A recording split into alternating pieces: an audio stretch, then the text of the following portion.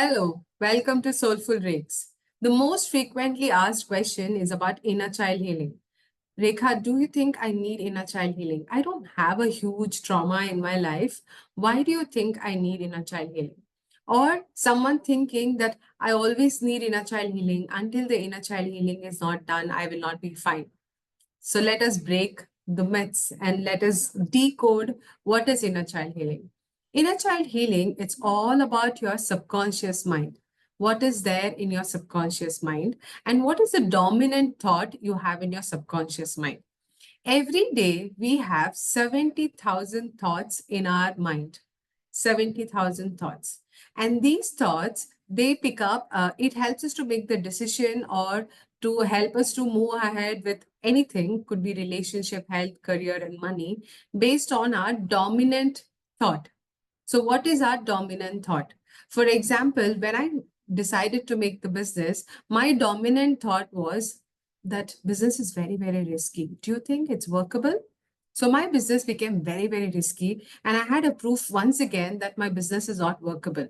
So, this was my past experience. But after the inner child healing, I completely believe that I am born to do business and I can do it completely safely. And I'm getting myself equipped to do that. Now, let me tell you from where my thought of business is risky is come. My father, when I was younger, every season, every year, we would have three seasons of business: summer, winter, and the monsoon season. And during after the monsoon to summer, my father would do a great business because it's all festival time. We would have good money, good food, everything. After the festival season is over, after January to June, we would face a crisis of money. And this is the time the exam fees has to be paid, the school fees has to be paid, and every year we used to struggle to pay this money.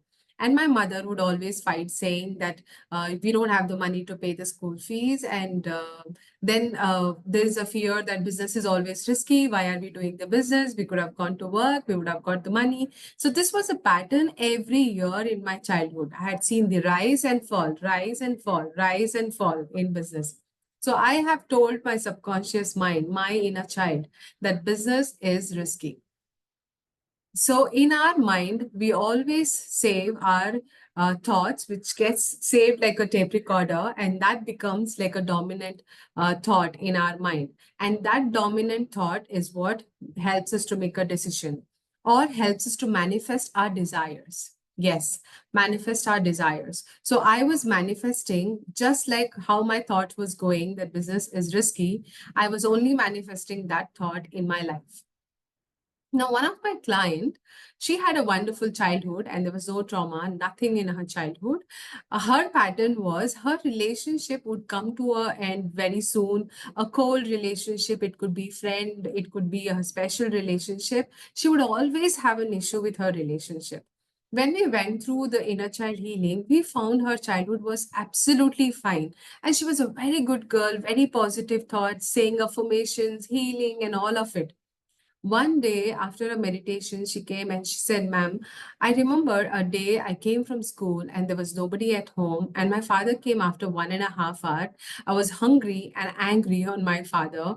And I started hitting him and I said, Appa, I was so hungry and why you came so late? Then my father said that, okay, until you finish your exam, I will be at home. So you don't have to face that lonely time. Basically, she would come with her sister, and due to exam, the timing is shuffled. Now, what she's told herself, whenever you cry, your relationship stays with you. This is what she's told herself. And she would always cry with her relationship. It could be friend, it could be a couple relationship. She would always cry and she would say, why you didn't call me? Why you didn't pick up my call? Why you didn't message me? She would always demand that love through the tears, and people are very scared about tears. Would you like to be with someone who's a teary person? No. Basically, she was losing her relationship because of her tears. So it's your subconscious mind which has a dominant feeling, which picks up and which makes you make the decision or makes you behave the way you are. The way you are is the way you're going to attract things in your life. Now you've got the clarity. So who requires inner child healing? Everyone requires. It is not someone who's gone through trauma. It is not someone who's not gone through trauma. If you think your life is sad, if you think you have an unhappiness and you don't know why you're going through this, if you think you're stuck, it means that there is a core reason from your childhood which we have to find out. So you need that inner child healing session to know what is that you have to do. Now, how can you do it yourself? One, being in silence. Being in silence, just listen to your own self, listen to your own inner child. Keep that hand on your heart and listen to your inner voice. What is that inner voice wants to tell you out of all the clutter? We are always in the middle of clutter, taking somebody's opinion and taking it as our own opinion. But for once, just sit silently and listen to your own opinion.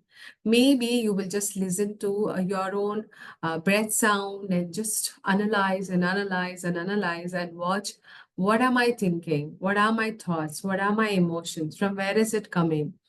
Maybe you will get the answer. And I've got that answer many times. That's number one. Number two, journal your thoughts. Auto writing is something which I do because it just guides me where am I heading to. So keep a book and pen when you're doing this silence activity. And after the silence, whatever the thought you get, just start writing, auto writing. This will give you an amazing breakthrough on your own self healing. Maybe it will not happen on the day one and day two, but trust me, eventually it will give you some clarity sooner or later. Okay, this is the way you can do it. And number three, you can always approach a coach or a healer to heal your inner child trauma or a pattern. It's a pattern. So I would not say it as trauma because everybody needs it. So just take that one session to know what is your pattern. You can also book that one session with me. I can also help you with your pattern. Then you can go ahead and decide if you want a therapy or you want to learn how to redo this pattern with one or two more sessions and get carried over with your life. Basically, your unhappiness is coming from the core, not from the outside problem. There is something from the core. You have to listen to your core, my dear.